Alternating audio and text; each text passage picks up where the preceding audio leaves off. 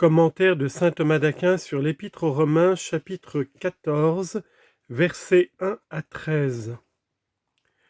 Recevez celui qui est faible dans la foi sans disputer sur ses opinions, car l'un croit qu'il peut manger de tout et l'autre qui est faible mange des légumes. Que celui qui mange ne méprise pas celui qui ne mange point, et que celui qui ne mange point ne juge pas celui qui mange, car Dieu l'a accueilli.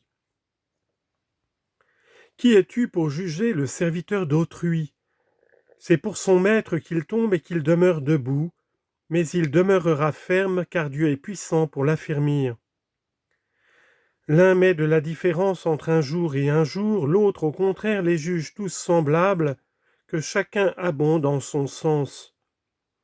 Celui qui distingue les jours le fait pour plaire au Seigneur, et celui qui mange pour plaire au Seigneur, car il rend grâce à Dieu, et celui qui ne mange point en vue du Seigneur, et il rend grâce à Dieu. Car aucun de nous ne vit pour soi-même, et personne ne meurt pour soi-même. Mais, soit que nous vivions, c'est pour le Seigneur que nous vivons, soit que nous mourions, c'est pour le Seigneur que nous mourons. Soit donc que nous vivions, soit que nous mourions, nous appartenons au Seigneur. C'est pour cela même que le Christ est mort et qu'il est ressuscité, afin de dominer la mort et les vivants. Mais toi, pourquoi juges-tu ton frère? Ou pourquoi méprises-tu ton frère? Car tous nous comparaîtrons devant le tribunal du Christ.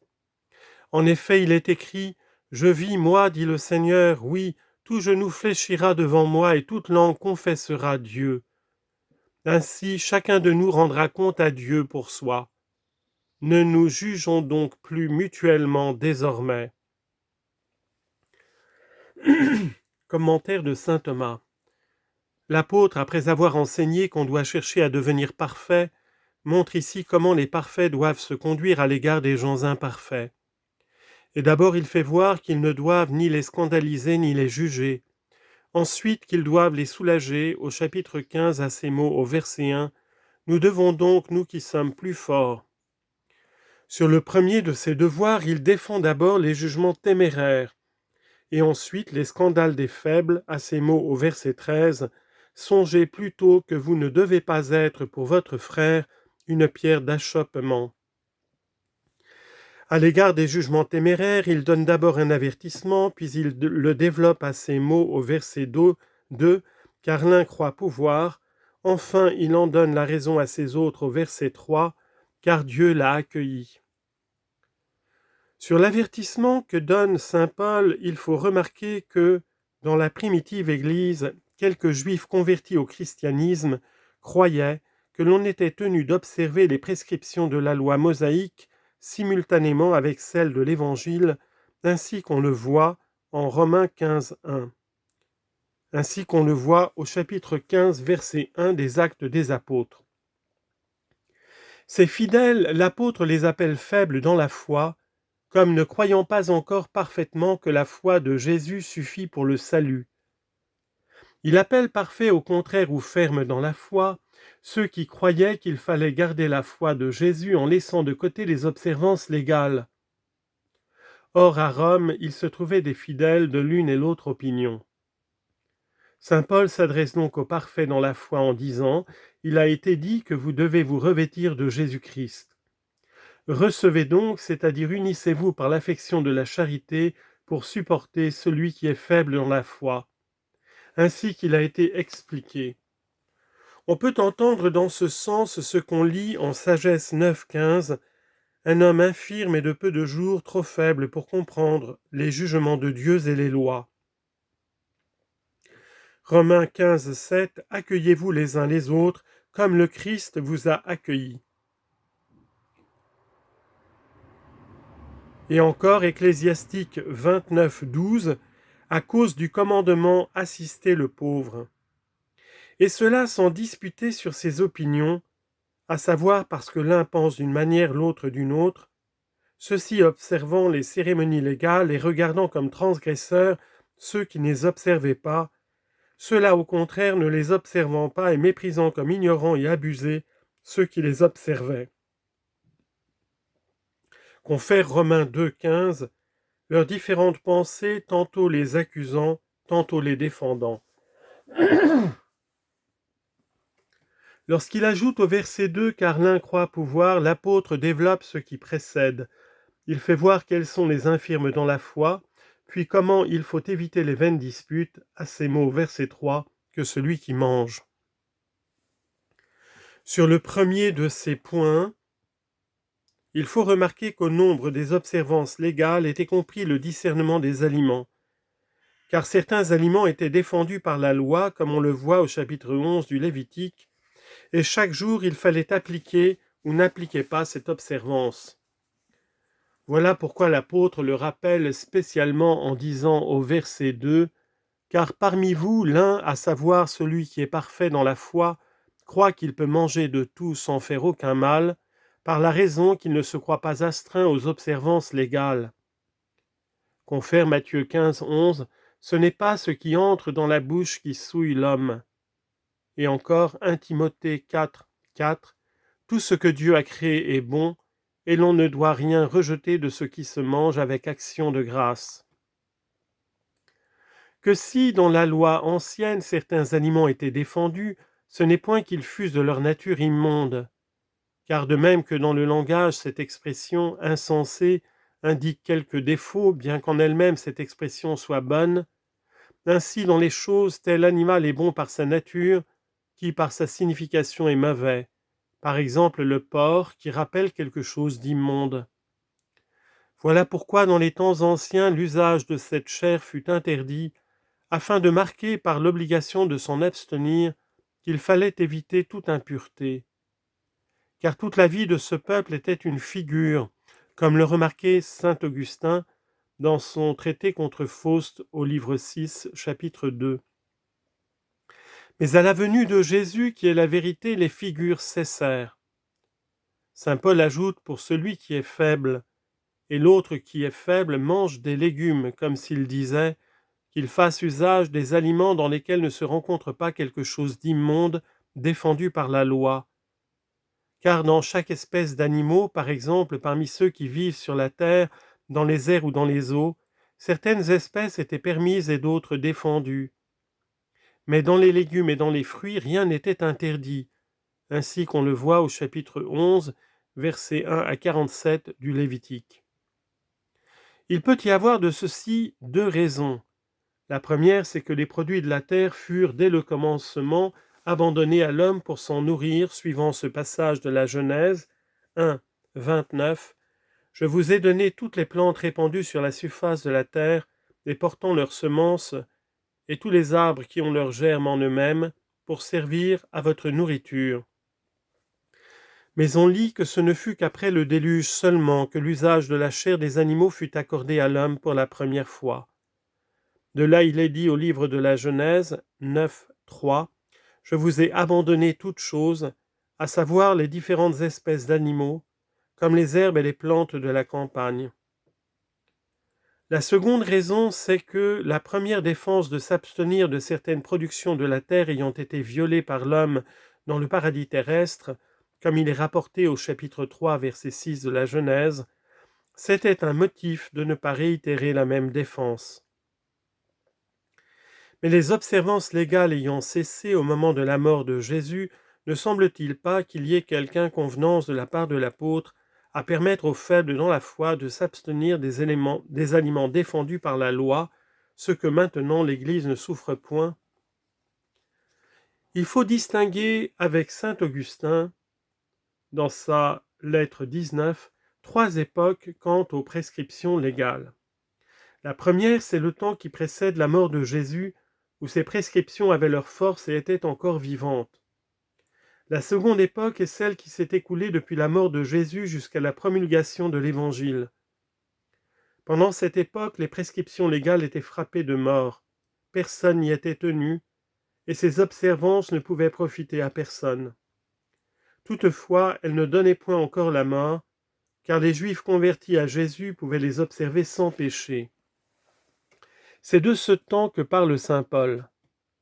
La troisième époque comprend le temps écoulé depuis la promulgation de l'Évangile. Pendant cette période, les prescriptions légales non seulement sont mortes, mais donnent la mort, en sorte que les observer, c'est pécher mortellement. La glose donne une autre explication. Elle dit « Le faible, c'est celui qui est enclin à succomber aux vices de la chair. À celui-là, il faut conseiller de manger des légumes, c'est-à-dire des aliments légers et sans beaucoup de sucre, qui ne soient point un aiguillon pour le vice, et de s'abstenir de ceux qui excitent la passion. Mais un autre qui est plus fort croit qu'il peut manger de tout sans danger. » Cette différence se remarque en saint Matthieu 9, 11, entre les disciples de Jésus qui ne jeûnaient point, fortifiés qu'ils étaient par la présence du Sauveur, et les disciples de Jean-Baptiste qui jeûnaient. C'est ainsi que ceux qui font pénitence s'abstiennent de certains aliments, non à cause de l'impureté de ces aliments, mais pour réprimer les mauvais penchants. En ajoutant au verset 3 que celui qui mange, il explique comment il faut éviter les contestations. D'abord quant au parfait par ses paroles mêmes, que celui qui mange avec une conscience tranquille de toute chose, ou encore sans danger d'exciter la passion, ne méprise point, à savoir comme faible dans la foi ou enclin au vice, celui qui ne mange point, à savoir indifféremment de toute chose. Confère Isaïe 33, 1, « Malheur à vous qui méprisez, ne serez-vous pas méprisés à votre tour ?» Et Luc 10, 16, « Celui qui vous méprise me méprise. » Quant au faible, en disant au verset 3 « Et que celui qui ne mange pas, à savoir avec indifférence de toute chose, ou parce qu'il est faible dans la foi, comme celui dont parle l'apôtre, ou parce qu'il est enclin à la passion, ne condamne point celui qui mange, à savoir de toute chose comme transgresseur de la loi, ou comme esclave des passions. » Confère Matthieu 7, 1, « Ne jugez pas, afin que vous ne soyez pas jugés. » Et Romains 2, 1, « Vous êtes inexcusables, et qui que vous soyez, vous qui condamnez les autres. » Quand l'apôtre dit au verset 3 « Car Dieu l'a accueilli », il donne 3 raisons pour lesquelles nous devons nous abstenir de faire de faux jugements. La seconde est exposée à ces mots au verset 4, « C'est pour son maître qu'il demeure ». La troisième à ces autres au verset 4, « Mais vous qui jugez ». La première est prise de l'autorité qui juge. Saint Paul montre donc que la charité qu'il prêche est en Dieu. Ensuite, il conclut qu'il n'appartient point à l'homme de juger à ces mots « Qui êtes-vous » au verset 4. Il a été dit, poursuit-il, et avec raison, que celui qui ne mange pas ne condamne pas celui qui mange, car Dieu l'a accueilli, à savoir comme l'un de ses serviteurs qu'il jugera lui-même. Confère Zacharie 11, 6, « J'ai pris 2 houlettes, c'est-à-dire 2 peuples. » Confère Psaume 17, verset 19, « Il m'a retiré des eaux de l'abîme. » Or celui qui est réservé au jugement d'un supérieur ne doit pas être jugé par l'inférieur. Voilà pourquoi saint Paul conclut au verset 4 « Qui êtes-vous donc ?» c'est-à-dire de quelle autorité ou de quelle puissance êtes-vous revêtus, vous qui jugez le serviteur d'autrui. En d'autres termes, votre prochain qui est le serviteur de Dieu. On requiert en effet dans celui qui juge l'autorité suivant ces paroles de l'Exode 2, 14, « Qui vous a établi prince et juge au-dessus de nous ?» Et Luc 12, 14, « Ô homme qui m'a constitué juge et arbitre entre nous. »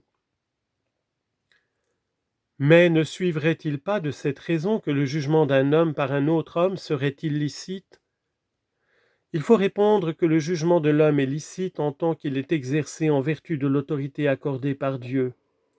C'est de là qu'il est dit au Deutéronome 1,16 « Écoutez ceux qui viendront à vous et jugez selon la justice. » Et on lit à la suite « Parce que c'est le jugement de Dieu, c'est-à-dire parce qu'il est exercé en vertu de l'autorité divine. » Que si quelqu'un veut s'arroger le jugement sur ce qui n'a point été soumis par Dieu à son appréciation, comme si un juge délégué par le Pontife suprême voulait, dans une décision, dépasser la portée de son mandat, c'est un jugement téméraire. Or Dieu s'est réservé à lui seul le droit de juger des choses cachées, comme sont en particulier les pensées des cœurs et les choses futures. Voilà pourquoi celui qui s'arroge le droit de juger de ces choses fait un jugement téméraire. C'est ce qui a fait dire à saint Augustin au traité sur le sermon de la montagne: le jugement est téméraire en 2 points, à savoir quand l'intention qui a déterminé l'action est incertaine, ou quand il est incertain comment sera dans la suite celui qui maintenant apparaît ou bon ou mauvais. En disant au verset 4, « C'est pour son maître qu'il demeure ferme ou qu'il tombe », l'apôtre donne la seconde raison tirée du mérite ou du démérite. En effet, on pouvait dire que, bien que l'homme n'ait point l'autorité pour juger, cependant il doit intervenir dans le jugement du prochain, à raison du dommage ou de l'avantage qui en provient. Mais saint Paul montre que cela appartient à Dieu plutôt qu'aux hommes. C'est pourquoi nous devons laisser à Dieu le jugement du prochain, à moins que nous n'ayons à nous acquitter à la place de Dieu des devoirs de juge, à raison de l'autorité à nous commise. Sur ce point, l'apôtre énonce d'abord ce qu'il veut établir, puis il l'appuie d'un exemple à ces mots au verset 5, car l'un met de la différence. Enfin, il prouve sa proposition à ses autres, entre les jours. Sur le premier de ces points, saint Paul établit 2 choses. D'abord que tout ce qui arrive à l'homme est du ressort de Dieu, lorsqu'il dit au verset 4, « C'est pour son maître qu'il demeure ferme, c'est-à-dire s'il fait le bien. » Confère Psaume 121, verset 2, « Nos pieds se sont arrêtés dans tes parvis, ô Jérusalem. » Ou qu'il tombe, c'est-à-dire s'il pêche, Amos 5, 1, « La maison d'Israël est tombée et elle ne pourra plus se rétablir. » Or l'apôtre se sert d'une disjonctive, qu'il demeure ferme ou qu'il tombe, à cause du manque de certitude, car beaucoup paraissaient tomber qui sont debout et réciproquement, suivant cette parole de l'Ecclésiaste 8, 10, « J'ai vu les impies ensevelis avec honneur. Lorsqu'ils vivaient encore, ils habitaient dans le lieu saint, et leurs œuvres étaient louées comme les œuvres des justes. » L'apôtre emploie ici la comparaison d'un serviteur et d'un maître. Le maître a droit sur tout ce qui concerne son serviteur. Cependant, il ne faut point entendre que lorsque l'homme demeure ferme ou qu'il tombe, Dieu en tire quelque profit ou quelque dommage. Car il est dit au livre de Job 35, 6, « Si vous commettez l'iniquité, en quoi nuirez-vous à Dieu? Et si vous êtes juste, que lui donnerez-vous » Mais le bien que nous faisons aux hommes se rapporte à la gloire de Dieu. Confère Matthieu 5, 18. Afin qu'il voie vos bonnes œuvres et qu'il glorifie votre Père qui est dans les cieux.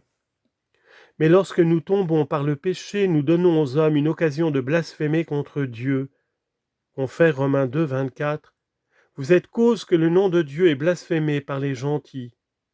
Ou bien encore ce que dit saint Paul, c'est pour son maître qu'il demeure ferme ou qu'il tombe, peut s'expliquer par c'est l'objet du jugement de son maître. Confère 1 Corinthiens 4, 4, c'est le Seigneur qui est mon juge.